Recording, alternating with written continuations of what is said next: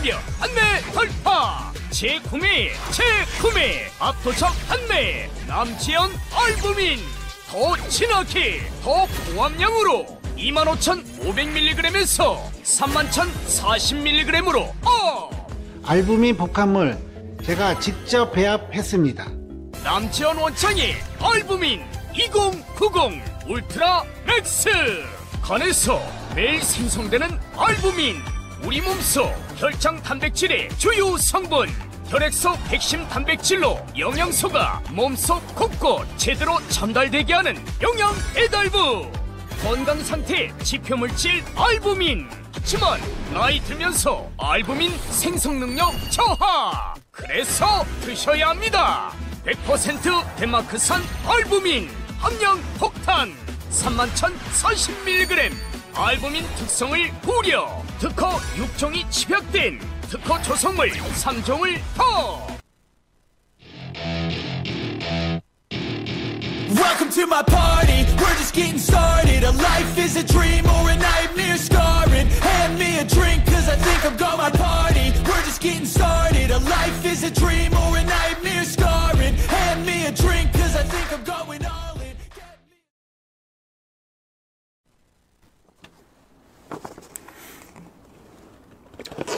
안녕하십니까. 아시아투데이 TV에서 매주 월요일 오후 2시 여러분들을 찾아뵙는 선거권의 현장 정치 4월 14일 순서 시작합니다. 경선 레이스, 국민의힘 경선 레이스 사실상 오늘부터 시작이 됐습니다. 오늘 내일 이 경선 후보 등록을 받죠. 등록을 받고 있는 상황에서 누가 국민의힘 경선 과정을 거쳐서 후보로 선출이 될 것인지 그 부분이 비상한 관심을 모으고 있는 가운데 또 하나의 변수가 변수라기보다 일종의 상수가 되어가고 있습니다. 바로 한덕수 대통령 권한대행의 출마 문제인데 출마는 거의 지금 기정사실화로 보이는 것 같고 어떤 경로를 통해서 이 대선 가도에 진입을 할 것인지 자, 그 부분이 관심사인데 오늘 집중적으로 살펴보도록 하겠습니다. 그리고 제가 썸네일에 제가 보여드리는 것은 일종의 오늘의 시청 포인트가 되는 것이죠.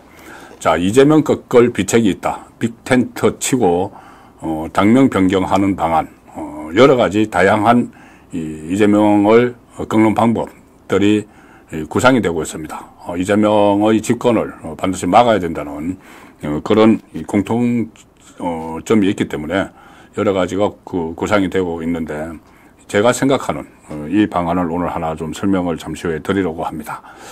최선을 다해야죠. 끝까지. 지금 어떻게 보면 지금부터 시작입니다. 레이스 이제 초반전이기 때문에 이 부분에 대해서 집중적인 여러 가지 다양한 아이디어들이 지금 필요한 시점이죠. 자, 그래서 그 문제도 본격적으로 진행을 하면서 설명을 드리도록 하겠습니다. 오늘도 1부는 아시아투데이 기사 신청 분석을 보내드리고 2부에는 이슈 집중 해부 두 가지로 두 갈래로 나눠서 설명을 드리도록 하겠습니다. 자, 첫 번째 아시아투데이 기사 신청 분석입니다.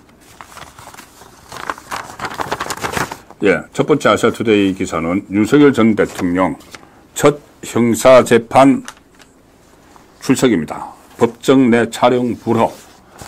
자, 윤석열 전 대통령 일단 헌재에서는 인용 결정이 났고 지금 형사재판이 오늘부터 시작이 됐습니다. 오늘 윤석열 전 대통령이 재판정에 들어갔는데 지금 보이는 사진은 오늘 사진이 아닙니다. 지난번에 한남동 관저에서 서초동 아크로비스타를 옮길 때 사진이고 오늘은 이 경호처의 요청에 의해서 이 비공개로 사실상 출석을 했습니다.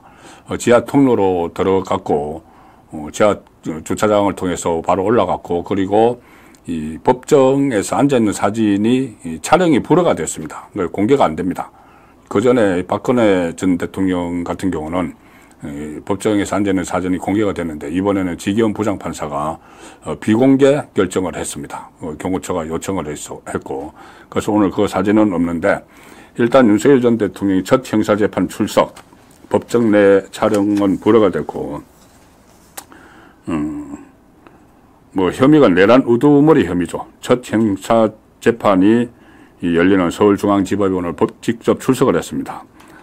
자연인 신분이 됐죠. 지금은 현재 탄핵 인용 선고 이후에 자연인 신분으로서 열흘 만에 오늘 법정에 나왔습니다. 일단 스케치를 먼저 좀 전해드리면은 재판 시작 10여 분을 앞둔 9시 50분쯤 입정을 했고, 이 반듯하게 지금 빗어 넘긴 머리에 남색 정장 차림, 그리고 붉은 와인색 넥타이 차림으로 담담한 표정으로 재판 시작을 기다렸고, 재판부가 이제 보면 출석을 확인을 하죠. 뭐 이름을 물어보고 주소를 물어보고 직업 뭐 이렇게 물어보는데 거기에 대답을 했습니다.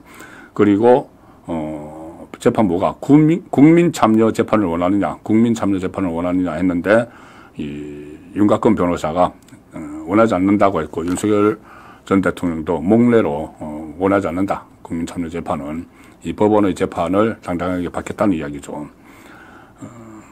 그리고 오늘 핵심 쟁점은 아무래도 이게 국헌 문란 목적이 있느냐 이 문제인데, 여기에 대해서 오늘 윤석열 전 대통령이 아주 강하게 일일이 반박을 했습니다. 윤석열 전 대통령도 검찰총장 출신이죠. 법조인 출신인데 오늘 42분 동안 직접 마이크를 잡고 혐의를 전면 부인을 했습니다. 42분 동안 처음에는 이제 육성으로 이 피고인이니까 이 처음에 첫날이니까는 검찰에서 이 공소 이유를 설명을 하죠.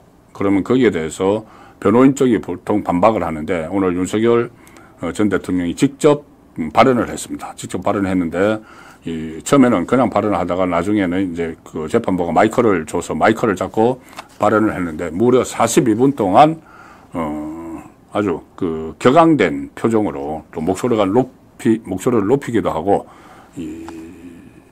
그 본인의 입장을 설명을 했습니다. 주로 내용은 이런 겁니다. 아니, 비폭력적으로 국회의 해제 요구를 적극 수용해서 비상계엄을 해제한 몇 시간의 사건을 한 2시간 반 걸렸죠. 그걸 내란으로 구성하는 것 자체가 법리상 맞지 않다는 이야기고, 그리고 그 전부터 무슨 뭐 비상계엄을 준비해왔다고 하는데 그렇지 않다. 김용현을 국방부 장관으로 임명할 당시 그때만 해도 비상계엄을 염두에 두지 않았다는 이야기고, 검찰은 2024년 봄부터 이런 그림을 그려왔다고 했는데, 그러니까 비상계엄을 할 준비를 했다고 했는데, 거기에 대해서 윤석열 전 대통령은 코미디 같은 얘기다 이렇게 일축을 했습니다. 그러면 왜 비상계엄을 선포를 했느냐, 그 시점에. 물론 그전에도 뭔가 조치가 필요하다고 생각은 계속 했었죠.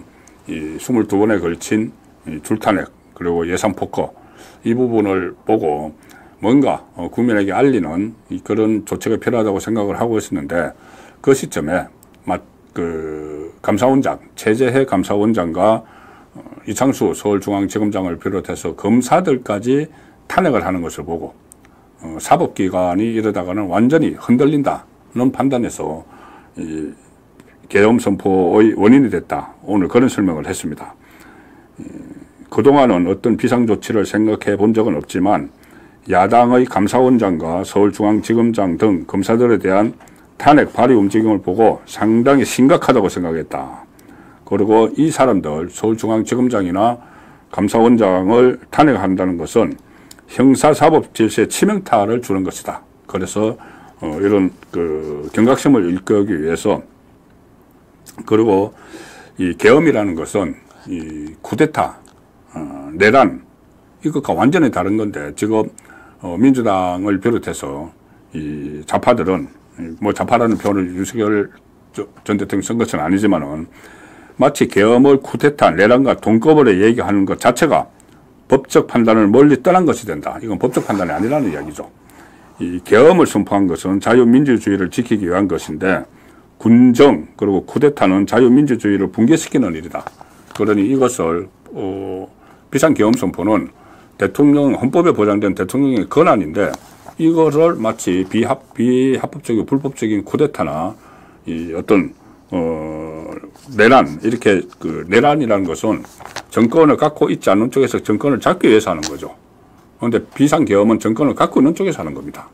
그런데 그것을 마치 이 비상계엄을 쿠데타나 내란처럼 이렇게 몰아갔다는 지적이고, 이런 이야기도 했습니다. 메시지 계엄이라는 표현을 오늘 몇 차례 썼습니다. 메시지를 전달하기 위한 계엄, 실제로 장기 집권을 위한 계엄이 아니고 메시지, 이 이야기는 그 윤석열 전 대통령이 계엄을 선포한 배경을 설명을 하면서 계속 일관되게 이야기하고 있는 것이 있죠. 민주당의 이 폭거에 대해서 이 국민에게 알리기 위해서다. 그러니까 이게 메시지를 전달하기 위해서 한 계엄이라는 이야기입니다. 그래서 메시지 계엄이었기 때문에 그 선포문이나 담화문은 김용현 전 국방부 장관이 준비를 다 했다. 이게 실행을 위한 것은 본인이 직접 다 챙겼을 텐데 메시지를 발신하기 위한 것이기 때문에 김용현 국방부 전 장관이 다 준비를 했고 윤석열 전 대통령 본인은 포고령 안에 있는 야간 통금 부분만 제외했다. 이런 이야기도 합니다. 그리고 그 소위 말하는 정치인 체포 의혹에 대해서도 아주 강하게 그런 의미가 아니었다는 것을 강조를 하죠. 여인영 전 국군 방첩사령관이 조지호 경찰청장에게 누구를 체포해 달라는 것이 아니라 수사 대상이 될 수 있는 가능성이 있는 사람들에 대한 위치 파악이 가능하냐고 물어보면서 명단을 줬다. 그런데 조지호 경찰청장이 영장 없이 불가능하다고 했다. 자, 그러면은 만약에 정말 장기적으로 이걸 끌고 갈 그 보관이 있었으면은 영장 없이는 불가능하다. 그러면은 영장이 없어도 되는 가령 예를 들어서 합동수사본부 이런 쪽에서 별도의 수사 기관을 설치를 했지 않았겠느냐. 만약에 이것이 실전용이었다면은 그런 이야기 했습니다. 그런데 메시지 계엄이었기 때문에 계엄사의 조직도나 합동수사본부도 그러니까 계엄사의 조직을 다 따지도 않았고 합동수사본부도 아예 구성을 하지 않았다.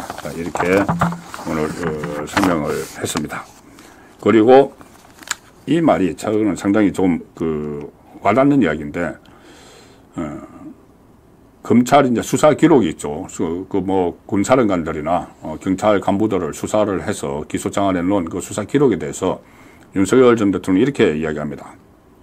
그 수사 기록들은 초기 내란몰이 과정에서 내란몰이를 하는 초기 과정에서 겁을 먹은 사람들이 수사기관의 유도에 따라서 진술한 내용이 검증 없이 반영이 됐다.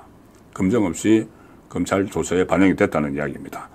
초기 내란몰이 과정, 이것은 상징적으로 각종건이 있죠. 각종건. 초기에 이것을 내란몰이로 하는데 본인이 겁을 먹었죠. 해유를 당하고 나중에 그런 말도 했지 않습니까? 내가 양심 고백을 하지 않으면은 자기 지인에게 전화를 해서 양심 고백을 하지 않으면은 내란범으로 엮어버리겠단다. 그런 이야기까지 했죠. 그러니까는 양심 고백이라는 게 실제로 있었던 일을 이야기하라는 것이 아니고 민주당이 시키는 대로 그런 의미겠죠.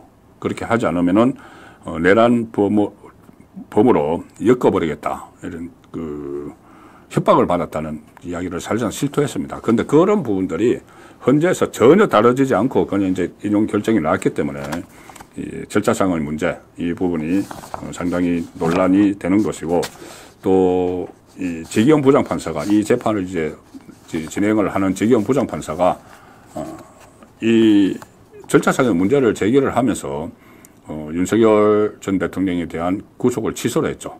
수사권이 없는 공수처가 수사를 해서 그것을 일부분 받아들여서 여러 가지 다른 이제 수사 기록도 있지만 그것을 중심으로 그것도 채택을 해서 검찰이 기소를 한 건데 그럼 절차상의 하자가 있다고 지기현 부장판사가 계속 판단을 해서 나중에 공소 기각을 하거나 아니면은 이거 무죄를 선고를 하게 되면은 이미 파면이 된 윤석열 전 대통령은 도대체 어떻게 되는 것이냐. 나중에 큰 논란이 일어날 수도 있는 상황이 바로 형사재판의 결과인데 오늘 그 재판이 진행이 됐습니다. 자, 지기현 부장판사가 재판을 어떻게 걸고 갈지 계속 지켜봐야 되는 입장이고 윤석열 전 대통령은 본인이 직접 강하게 자기 방어를 방어권 행사를 하기 시작을 했습니다. 오늘의 첫날이었습니다. 네, 오늘의 아시아투데이 기사 심층 분석 두 번째입니다. 두 번째는 여권 이야기입니다. 출마 의지 다진 한대행, 한독수 대행이죠. 한대행 무소속 출마 후 국힘과 단일화 유력, 국민의힘과 단일화가 유력하다는 이야기입니다.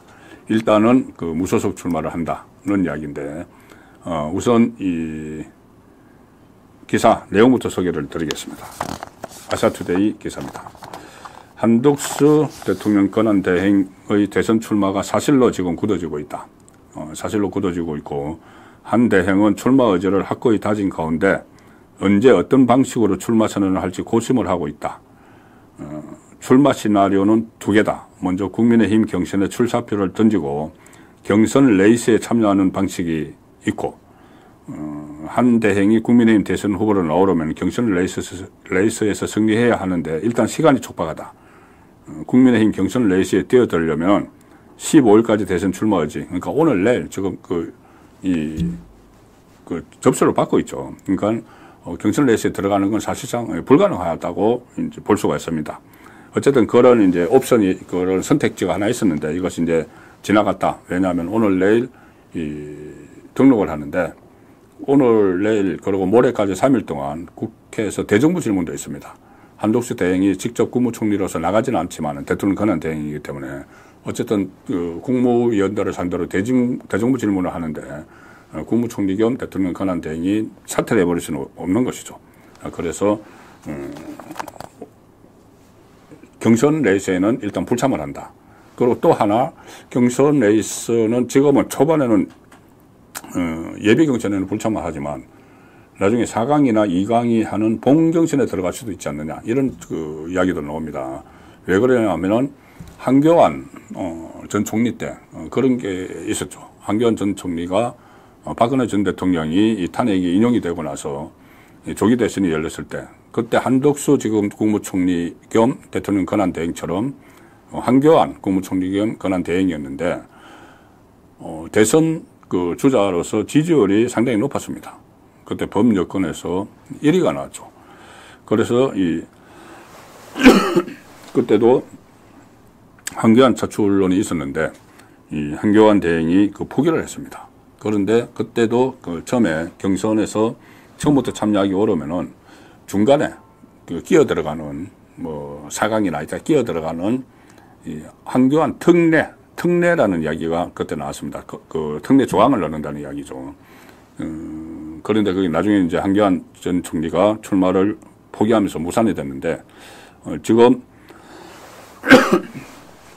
죄송합니다.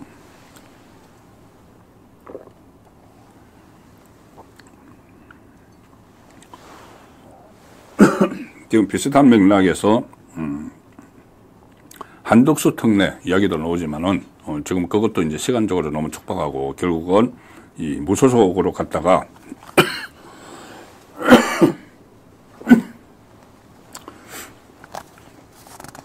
나중에 이제 하나로 합치는 그 방안이 논의되고 있는데 이 부분은 잠시 후에 다시 설명을 드리도록 하겠습니다.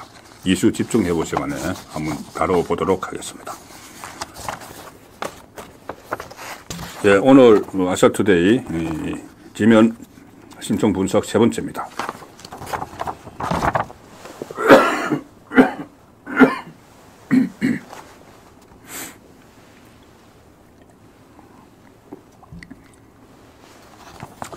자, 민주당도 지금 경선 룰 때문에 갈등을 겪고 있습니다. 민주당 경선 룰에 비명 잠룡들 볼멘 소리가 나오고 있다. 그래서 심지어 보이콧 가능성도 거론이 되고 있습니다. 아예 참여를 하지 않겠다. 오늘 김두관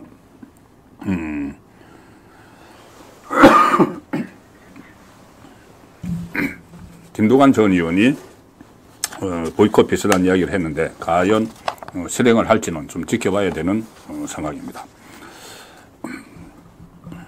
네, 죄송합니다. 저희가 기침이 좀 나와서 물을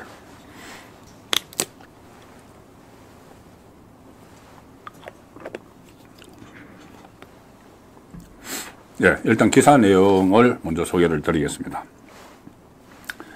민주당의 국민 참여 경선, 권리당원 투표 50%, 일반 여론조사 50%의 반발을 해서 비명 잠룡돌의 볼멘 소리가 잇따르고 있다. 김두관 전 의원이 대선 경선 출마를 선언을 했었죠. 김두관 전 의원이 이 민주당의 국민 참여 경선에 반발을 해서 경선 보이콧을 시사를 했다. 그 캠프 대변인은 일부 언론에서 대선 불출마 검토 중이라는 기사가 올라오는데 대선 불출마 검토가 아니라 경선 참여 거부 참여를 거부하거나 참여하는지를 두고 내부 논의 중이다 이렇게 이야기했는데 민주당이 대선 후보 경선 룰과 관련해서 국민 참여 경선안을 확정하기 위한 권리당원 전원 투표를 진행 중이다. 비명 잠룡들은 완전 국민 경선과 선거인단으로 모집된 일반 국민 당원에게 투표권을 보장해 달라고 주장해 왔다. 그러나 당은 역선택 방지를 위해서 사실상 거부했다. 자, 이게 무슨 이야기냐 하면은 이재명이 사실상 뭐 지금 민주당 후보로 사실상 뭐 초대되는 분위기죠. 초대되는 분위기인데 절차는 거쳐야 되는 것이죠. 절차는 거치는데 지금까지 민주당은 대선 후보를 어떻게 선출해 왔냐 하면은 97년 대선 때부터 그렇습니다. 대선 후보 선출할 때 국민선거인단을 모집을 합니다. 국민선거인단을 모집을 해서 그 국민선거인단 안에 이 당원들도 들어오고 일반 국민도 들어갑니다. 한 절반 정도는 일반 국민이 들어갑니다. 일반 국민이 들어가서 전국 순회 경선을 하죠. 전국 순회 경선. 그래서 이 노무현 전 대통령이 2002년 대선에서 이 노무현 전 대통령이 아웃사이더였는데 종의 비주류였는데 대선 후보가 될 수 있었던 것이 바로 그 방식 때문입니다. 일반 국민들이 대선 후보를 뽑는 민주당 대선 후보를 뽑는 선거인단에 들어가서 거기서 투표권을 행사를 하니까 민주당 그 당원하고 똑같이 이 같은 1인 1표로 투표권을 행사를 하니까는 이게 변수가 된 거죠. 그래서 그때 2022년 당시에 이 민주당 그 경선에서는 이 이인재 대세론이 장악을 하고 있었고 거기에 또 DJ계의 하나갑 또 DJ 비서실장을 했던 김중건 이런 사람들이 쟁쟁하게 이렇게 하고 있고 처음에 노무현은 거의 뭐 유력하지 않은 후보였는데 이 노무현이 갑자기 돌풍을 일으켰습니다. 돌풍을 일으키면서 결국 대선 후보가 되어버렸죠. 자, 그 방식이 바로 국민 경선입니다. 완전 그 국민 경선제, 오픈 프라이머리 방식을 지금까지 취해왔고, 2022년 대선 때도 그렇게 했죠. 그래서 이낙연과 이재명이 이 국민 경선 방식으로 다 선거를 치렀습니다. 그래서 결국 이재명은 그때 대선 후보가 됐죠. 그런데 지금 그 방식을 비명계가 욕을 하고 있는 겁니다. 국민들이 들어와서 하는 거. 왜 그러냐면은 당을 완전히 장악을 해버렸기 때문에 이재명 일극 체제로 이재명이 장악을 해버렸기 때문에 그 방식 그대로 하면은 약간의 어떤 변수가 좀 생길 수가 있죠. 노무현처럼 제2의 노무현을 꿈꾸듯이. 그런데 이번에는 그 방식이 아니고 그냥 국민선거인단을 뽑지 않고 자기들의 권리당원 50% 그리고 일반 국민 여론조사 50% 그걸로 하겠다고 정해버린 겁니다. 주류 쪽에서. 그래서 그 정해서 그 절차를 받고 있는 거죠.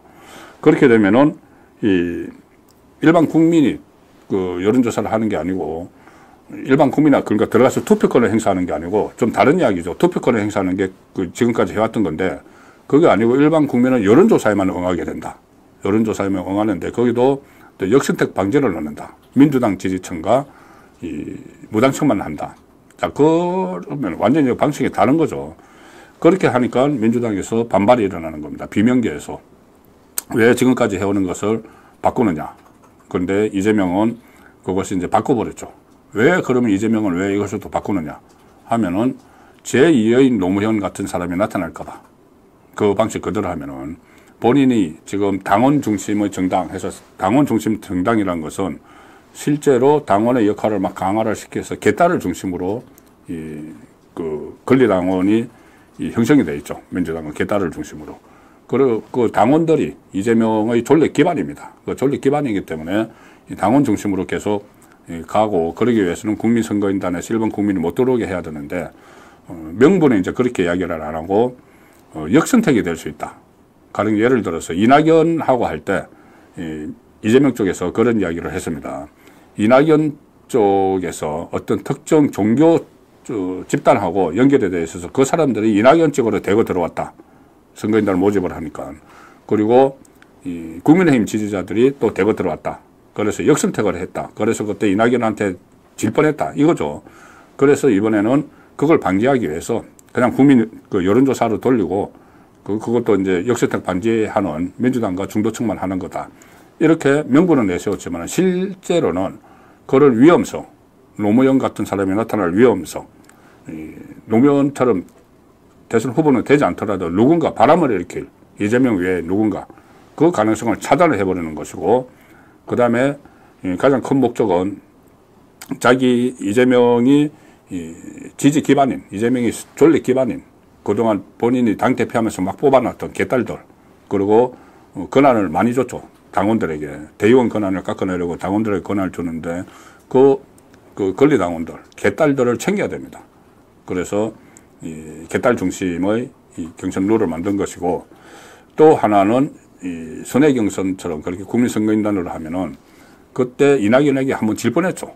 이낙연에게 줄곧 이제 그 전국 순회하면서 경선을 앞서고 있다가 마지막 그 3차 경선 때 질 뻔했습니다. 그때 졌습니다. 3차 경선은. 그때 왜 그러냐면은 이낙연 진영에서 퍼뜨린 바로 그것 때문이죠. 이낙연 진영에서 퍼뜨린 대장동 의혹이 불거지면서 이재명이 굉장히 곤란한 처지에 돼 있었고, 그때 2021년이죠.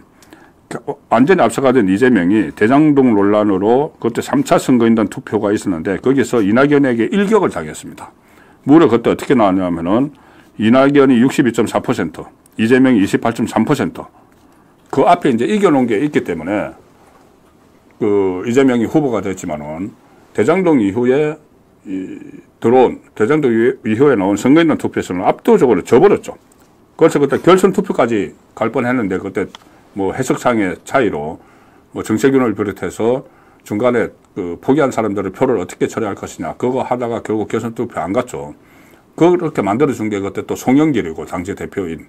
그래서 송영길과 뭐 이재명의 밀착설도 그때 나오고 했는데 어쨌든 이 노무현에 대한 노무현 현상이 나타날 것 같은 그런 불안감, 그리고 이낙연 트라우마 이런 것들 때문에 이재명은 이 국민 경선을 지금 하지 않는 것이죠. 그리고 가장 중요한 것은 자기의 지지 기반인 그러니까 이 당원들, 개딸을 중심으로 한 당원들에게 많은 몫을 떼주기 위해서 이런 경선 룰을 만든 겁니다. 자, 그러면 비명계에서는 이제 덜러리 설 일밖에 안 남은 거죠. 덜러리. 그래서 김두관은 지금 이 덜러리 안 서겠다 이렇게 해서 하는데 과연 행동으로 나올지는 지켜봐야 되고, 김동연이나 김경수도 이 덜러리를 설 수밖에 없는 그런 구도가 아닌가 싶습니다. 왜냐하면은 정말 이 상황에서 아무도 경선에 참여 안 하고 이재명을 대선 후보로 추대를 해버리면은 정말 꼴이 우습게 되는 거죠.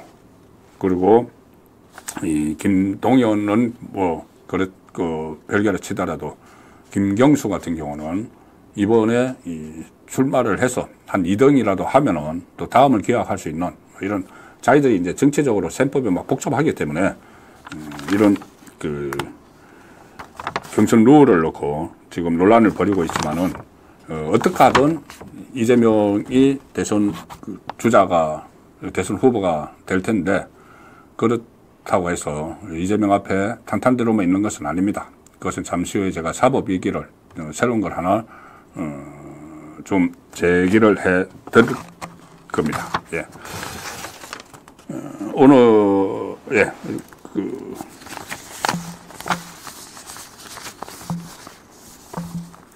아시아투데이 지면 심층 분석은 다 전해드렸습니다. 전해드리고 2부에서는 이슈 집중 해부로 들어가겠습니다. 자, 그 전에 아시아투데이에서 보내드리는 광고 하나 소개해드리겠습니다. 예, 알부민인데, 새롭게 리뉴얼된 알부민 2090 울트라 맥스입니다. 알부민은 간에서 만들어지는 혈관 단백질 성분이죠. 간과 심장 컨디션 개선, 그리고 피로 회복, 신체 기능 강화에 도움이 된다. 아트TV 구독자분들을 위한 단독 특가 이벤트도 준비가 되어 있습니다. 2박스 구매하시면 1박스 더 드리는 파격적인 이벤트. 아래 전화번호로 지금 전화하셔서 주문해 두시고 겨울철 건강관리 하시기 바랍니다. 예, 2부 순서는 말씀드린 대로 이슈 집중 해부 시간입니다. 이슈 집중 해부에서는 제가 이 썸네일에 소개해드린 이 내용을 비롯해서 이재명 꺾을 비책이 있다. 빅텐트 치고 정명 변경을 한번 해보자는 지금 어떻든 간에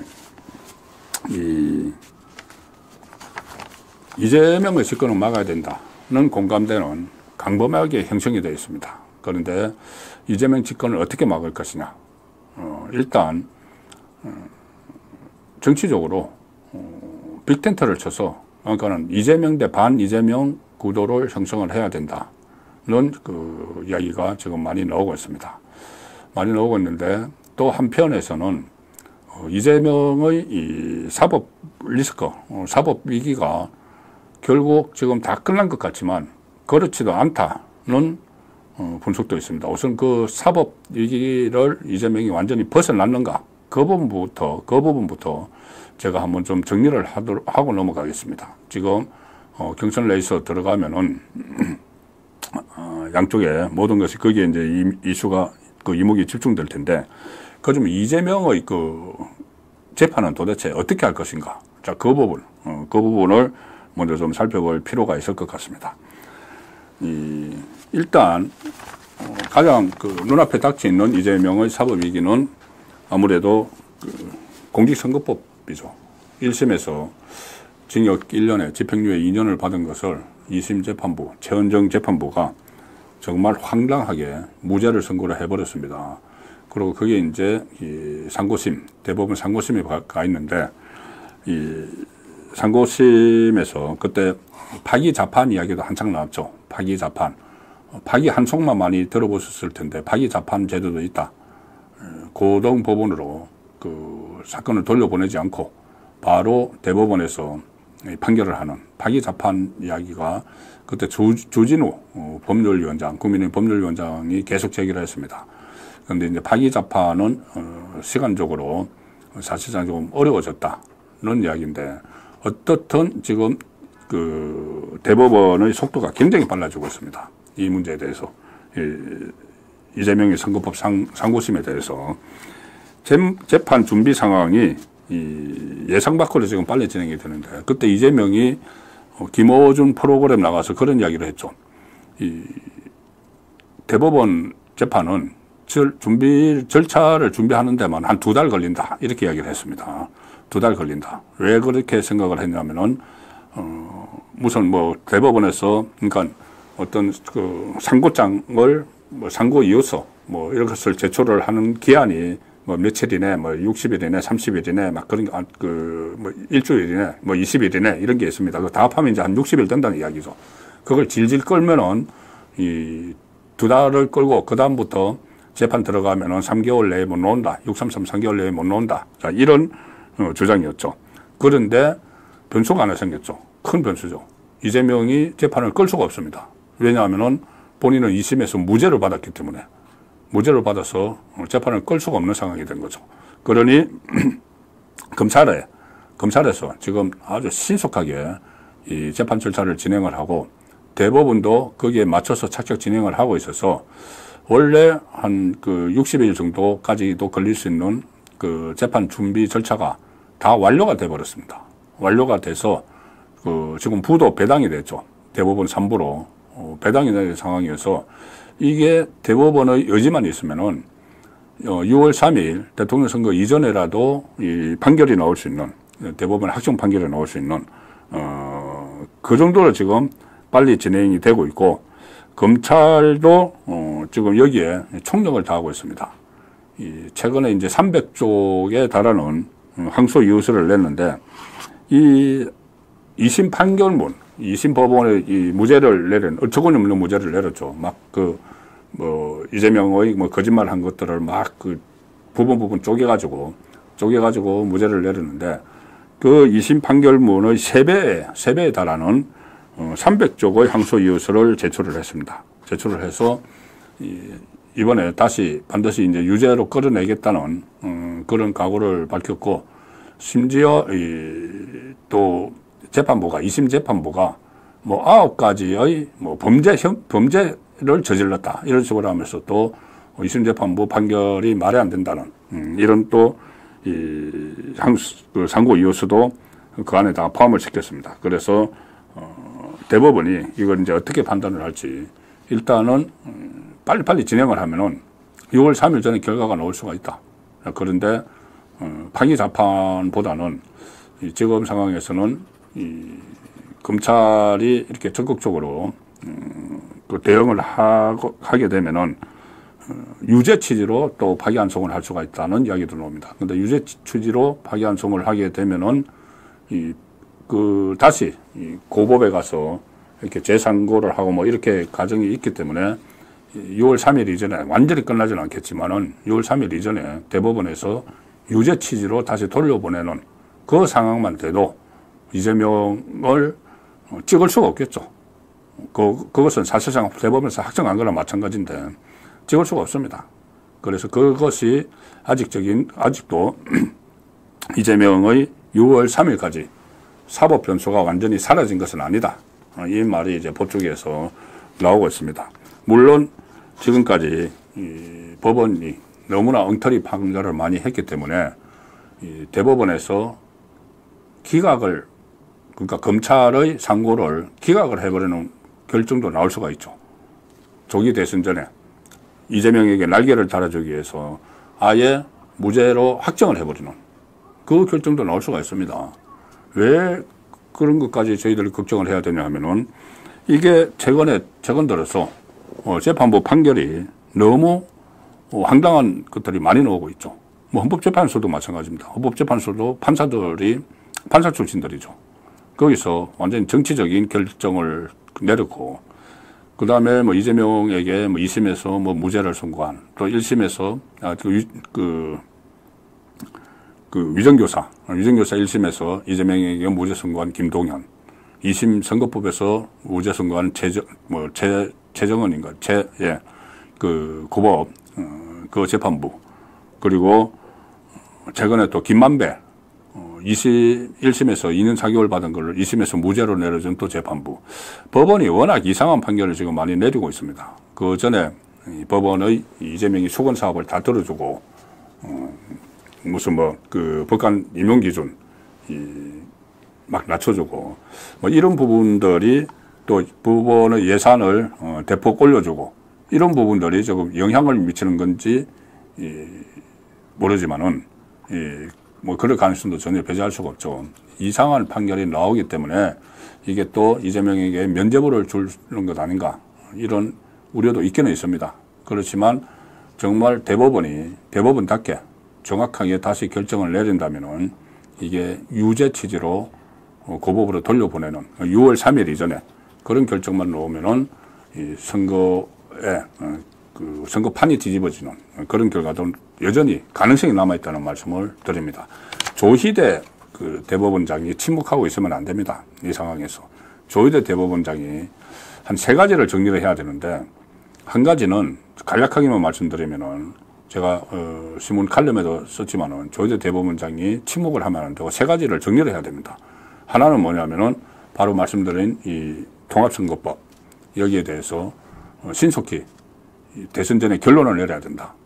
대선 전에 6월 3일 전에 결론을 내려야 된다. 유죄 취지로 파기환송을 하든지 아예 그러니까 검찰의 상고를 기각하는 건데, 그것은 대법원에서 할 수가 없는 상황입니다. 이게 아무리 그래도 1심에서 1년, 징역 1년, 집행유예 2년을 내린 것을 2심에서 누가 보더라도 황당한 그 쪼개기, 이 사실을 쪼개기, 발언을 쪼개기 해서 다 무죄를 한 건데, 그걸 손을 들어줄 수는 없겠죠. 그래서 일단 그 전에 결과를 6월 3일 대선 전에 대법원에서 완전히 뒤집든지 해야 된다는 그런 해야 될 일이 있는 것이고, 또 하나는 지금 나머지 재판들 진행 중인 거, 대선 기간 중에 진행 중인 재판, 지금 재판부들이 전부 다 멈칫멈칫하고 있습니다. 대장동 지금 5개의 선거법 빼도 유정교사 2심을 비롯해서 4개의 재판이 되어 있는데 전부 멈칫멈칫하고 있죠. 거기에 대해서 하급심에 분명하게 메시지를 줘야 됩니다. 선거는 선거고 재판은 재판 진행하라. 선거 기간 중에 이재명이 이 재판이 잡혀 있는 것들이 있습니다. 그럼 그대로 진행을 하라고 메시지를 줘야 됩니다. 선거 때문에 진행되는 재판을 중단할 수는 없는 거죠. 심지어 이재명이 유정교사 2심 지금 이제 진행을 하는데 2심 결심 공판으로 예정된 날짜가 바로 6월 3일입니다. 대통령 선거하는 날, 이재명은 그대로 진행이 되면은 대통령 선거하는 그날, 2심 재판 가야 됩니다. 구형 받으러 가야 되는 거죠. 물론 이제 선거일이 공휴일로 정해졌기 때문에, 재판은 연기가 되겠지만은 그런 것이 정말 상징적인 이재명의 사법이 있을 거죠. 자, 그래서 지금 진행 중인 다른 재판들, 대북선거비나 대장동 재판은 선거 기간에 계속 진행돼야 된다는 것을 조희대 대법원장이 공표를 해야 되고, 또 하나가 아주 중요한 것이 헌법 84조입니다.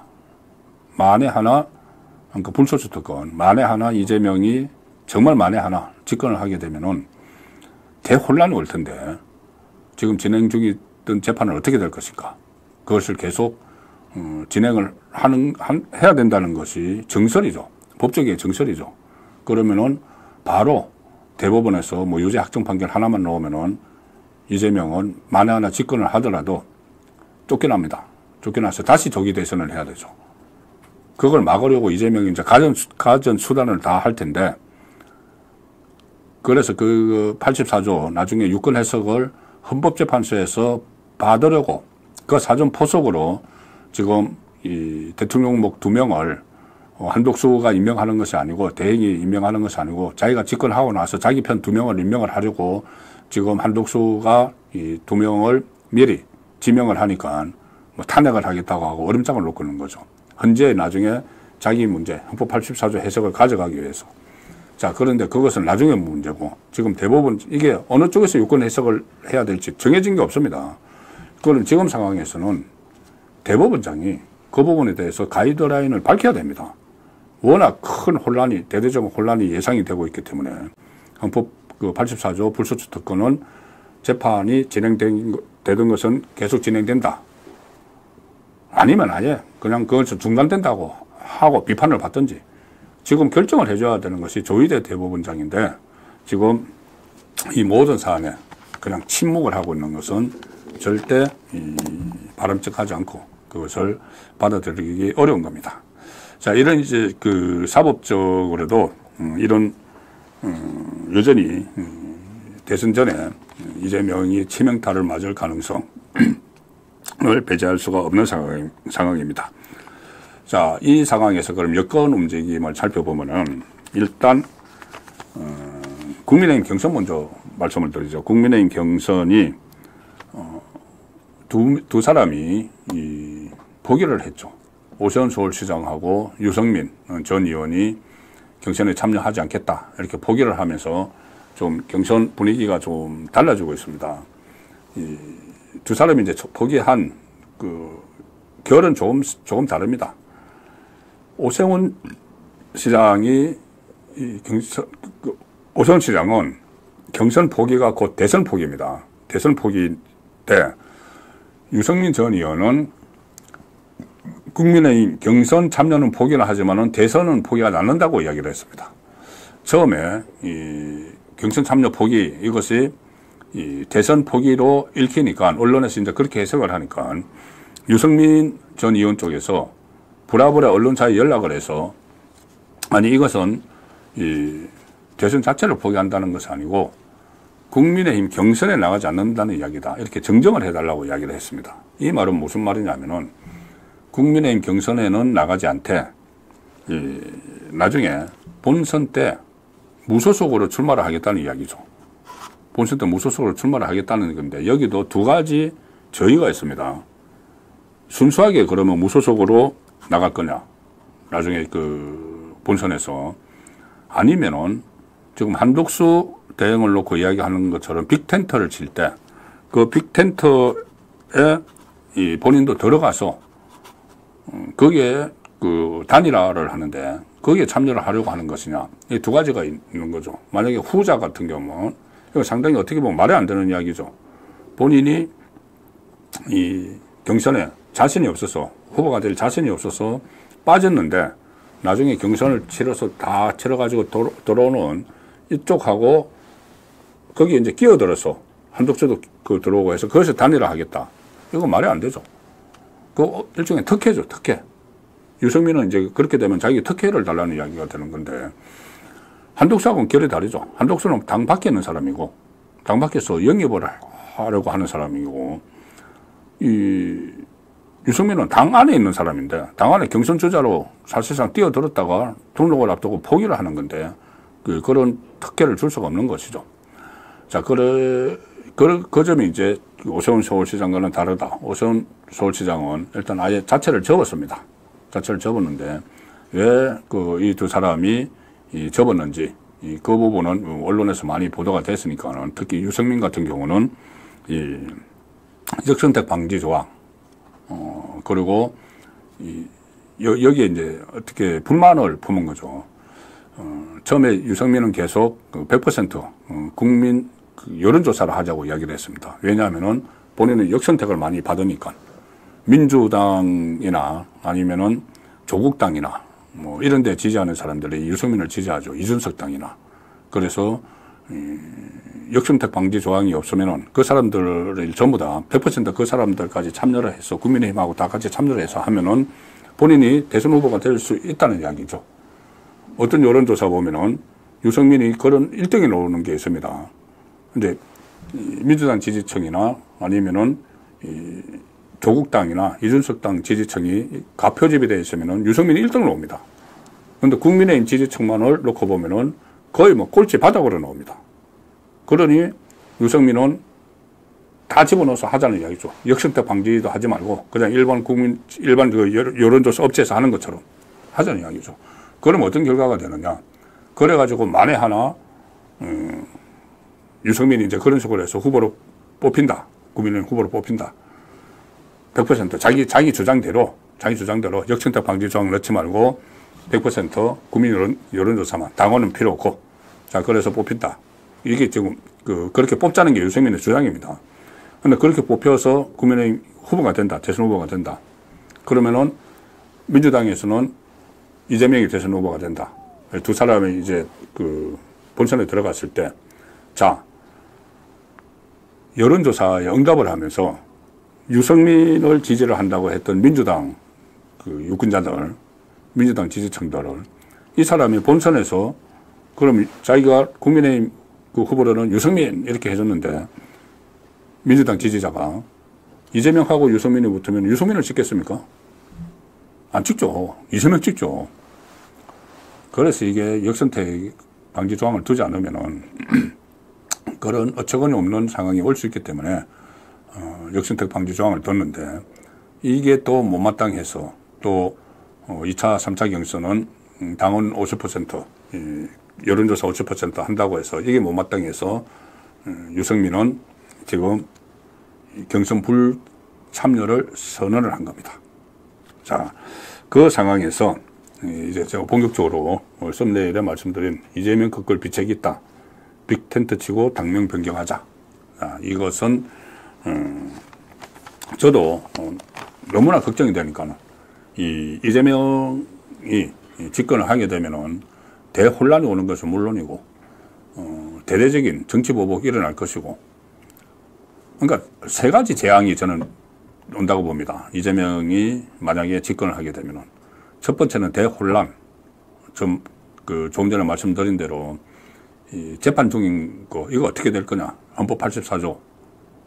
그 불소추 특권.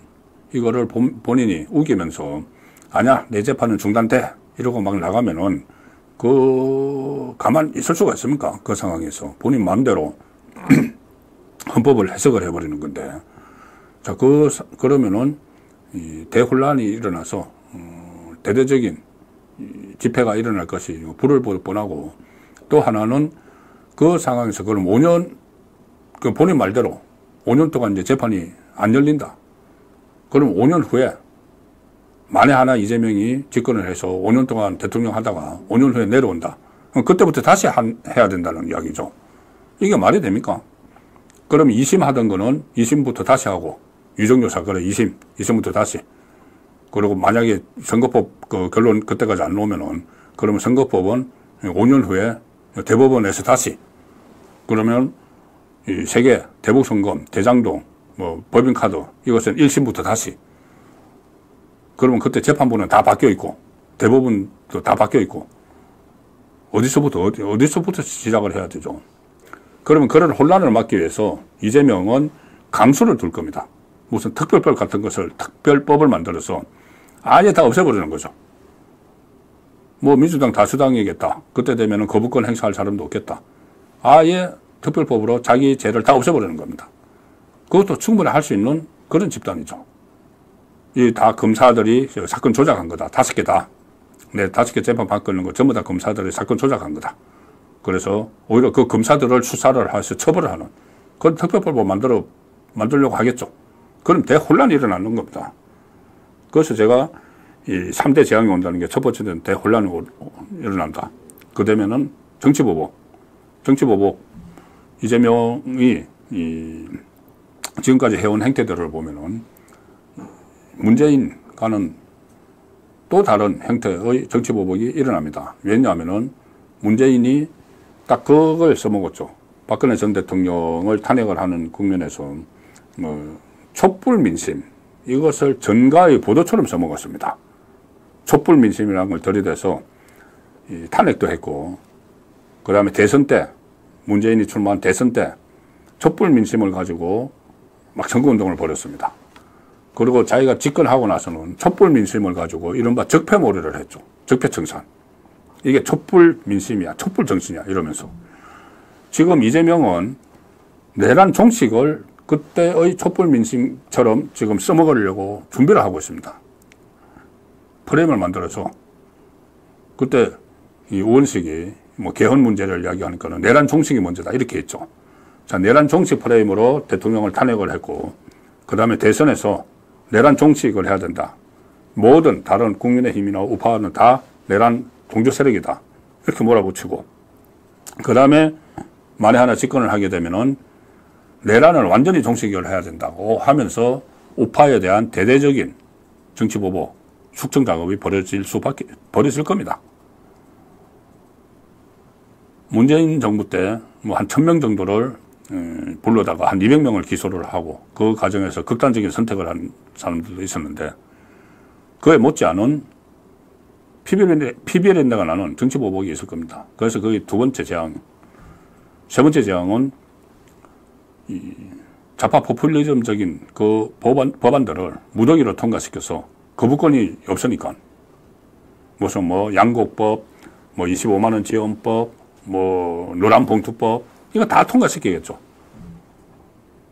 좌파주의적인 포퓰리즘 법안들을 다 통과시켜서 나라 경제를 거들낼 수 있다. 그런 우려가 있기 때문에 말씀이 길어졌습니다만, 그런 우려가 있기 때문에 이재명의 집권을 막아야 된다. 그럼 이재명의 집권을 막는 방법은 뭐가 있느냐. 지금 이 상태로 과연 국민의힘 경선에서 선출되는 사람이 나가서 이렇게 이재명과 겨뤄서 이길 수도 있습니다. 뭐 우파 국민들이 똘똘 뭉치고 이 중도층에서도 이재명에 대해서는 비호감 굉장히 많죠. 그래서 이길 수도 있습니다. 그런데 좀 더 확실하게 이기는 방법을 이제 찾자는 것이 그 과정에서 나온 게 한덕수 차출론이죠. 근데 한덕수 그 대행이 지금은 이 국민의힘 경선에는 참여하기가 어려운 상황입니다. 시간이 너무 촉박하기 때문에. 지금 뭐 해야 될 일도 당분간은 몇 가지 있고, 통상 문제, 미국 트럼프와의 통상 협상 같은 것도 해야 되고. 그런데 이 5월 4일까지만 이 공직에서 나오면 됩니다. 그러면 5월 4일 되면은 국민의힘 후보도 확정이 되죠. 5월 3일 전당대회를 하니까. 그러면은 5월 4일에, 그 5월 4일 전에 나와서 한덕수는 무소속으로 일단 뛰는 거죠. 무소속으로 뛰면은 나중에 이 국민의힘 후보로 선출되는 사람하고 이 단일화를 하는데 물론 거기에 대해서 굉장히 불합리하다고 느끼시는 분들도 많으실 겁니다. 저도 일단 불합리합니다. 왜냐하면은 아니 여기서는 이 누가 되든지 김문수가 되든지 무슨 뭐 나경원이 되든지 홍준표가 되든지 누가 되든지 이 세 번의 그 경선을 거쳐서 확 올라왔는데 이 한덕수는 거기에 참여도 하지 않고 갑자기 결선에서 다시 만난다? 그걸 우리가 지금까지 해온 건 뭐야? 이런 지적이 나올 수가 있죠. 충분히 나올 수가 있습니다. 그런데 한 번만 더 생각을 해보면은, 야, 지금은 이재명을 막아야 될 때니까, 이런 좀, 어떤, 손해 이런 것은 좀 감소를 또 좀 해야 되지 않는가. 이런, 말도 좀 설득력이 있을 수가 있습니다. 워낙 비상 상황이기 때문에. 그리고 한덕수 대행이 이 대선 관리를 하는 입장에서 다시 이게 출마하는 것도 뭐 심판이 선수를 뜨느냐 이런 지적이 나올 수도 있지만 그것도 평상시 같으면 나올 수가 있죠. 그런데 지금 워낙 비상 상황이기 때문에 그런 것까지 다 감수를 해야 됩니다. 심지어 이재명 같은 경우는 지금 조금 전에 말씀드린 그런 사법 비기를 가지고도 출마를 하는데 이 정도는 한덕수가 차출되는 것은 거기에 비하면은 훨씬 더 명분이 더 있는 것이죠. 오히려. 그리고 기존의 국민의힘 경선 주자들도 좀 손해를 감수를 하더라도 일단 투트랙으로 가다가 따로 만나서 국민 경선을 통해서 정말 경쟁력 있는 후보를 그렇게 되면 국민의힘 경선에서 이긴 사람이 될 가능성도 충분히 있죠. 그동안 쭉 이벤트를 해왔고 본인이 검증을 거쳐왔기 때문에 충분히 있습니다. 한덕수가 이길 수도 있고 국민의힘 후보가 이길 수도 있고. 자, 그런데 이제 제가 말씀드리는 것은 이 빅텐트라는 것은 그렇게 하면 이제 어떤 빅텐트라기보다는 양 세력이 그러니까 한쪽 국민의힘 세력하고 한덕수가 치는 텐트죠. 한덕수가 치는 텐트. 그런데 거기에 더 포함시키자는 겁니다. 더 포함시키자. 그러니까 이재명 대 반 이재명 구도를 형성하기 위해서죠. 여기에 포함시킬 사람이 포함시킬 수 있는 사람은 다 시키자는 거죠. 가령 조금 전에 제가 이 유승민이 무소속으로 나가서 뛰다가 이 국민의힘 후보 경선에서 당선된 사람하고 다시 이렇게 단일화하는 것은 불합리하다고 말씀드렸죠. 불합리하죠. 말도 안 되는 이야기죠. 한덕수와는 또 다르죠. 한덕수는 원래 외부에 있던 사람이고 유승민은 내부에 있던 사람이기 때문에 그 사람이 들어오는 건 말이 안 되는 이야기죠. 그렇지만 워낙 비상 상황이니까 그러면 그 사람도 원하면 유승민도 들어와라.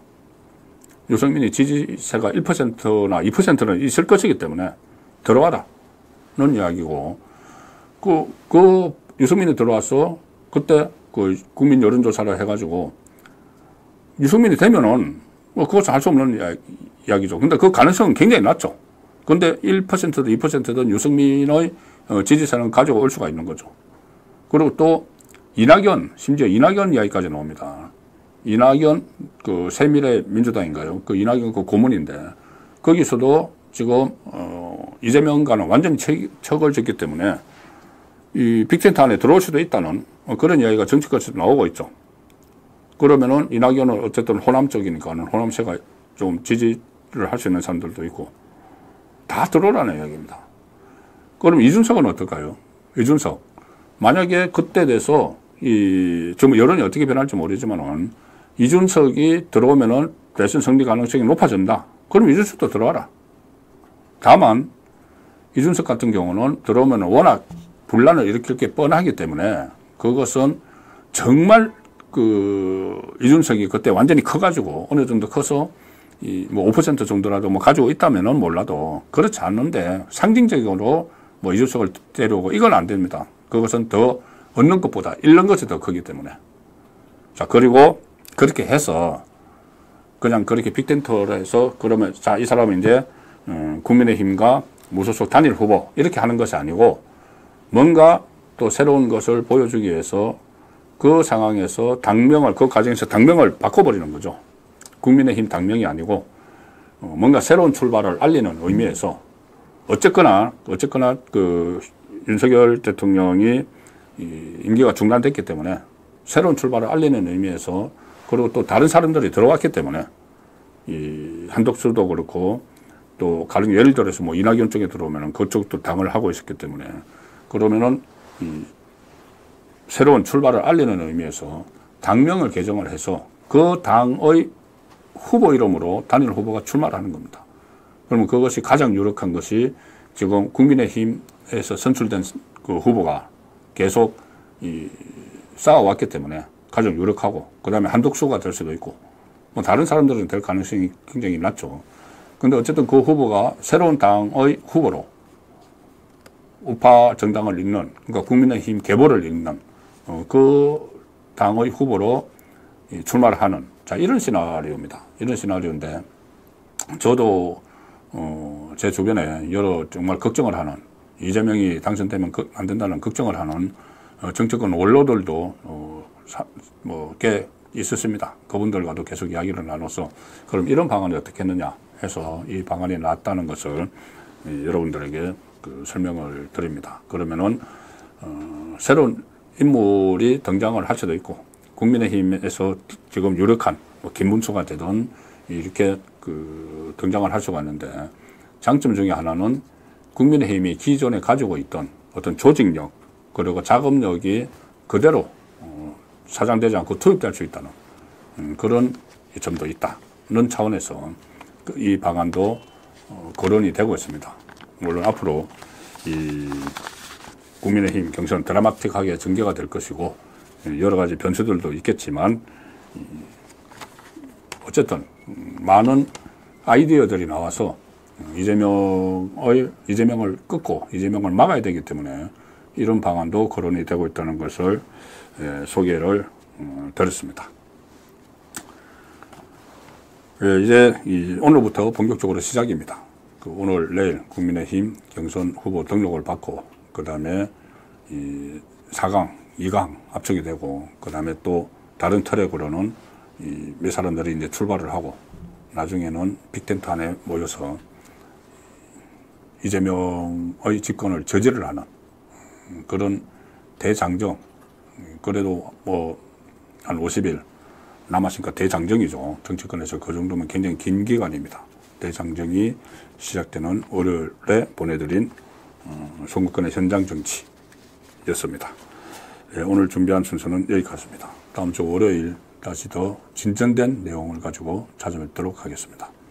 고맙습니다.